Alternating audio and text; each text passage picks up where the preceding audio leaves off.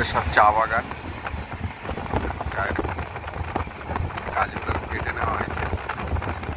চা পাতা গাছ কেটে নেওয়া হয়, কেটে নেওয়ার পরে আবার এখান থেকে অঙ্কুর তৈরি হয়। চা পাতা গাছের বৈশিষ্ট্য এটাই, অনেক চা পাতা উৎপাদন করতে পারেন একটা চা পাতা গাছে। দেখুন এই গাছগুলো দিয়ে এর অঙ্কুর বার হয়েছে।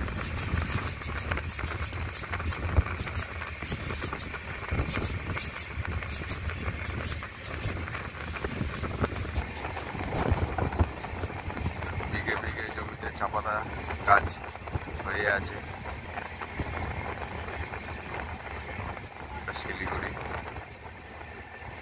শিলিগুড়ি থেকে আমরা এখন যাচ্ছি মাল জংশন,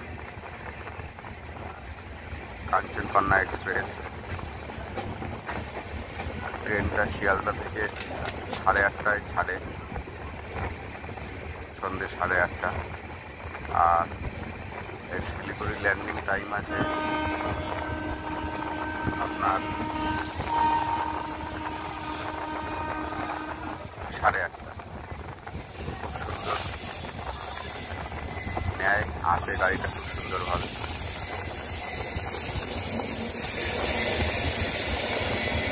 আরও ভালো ভিউজ দেখাবো।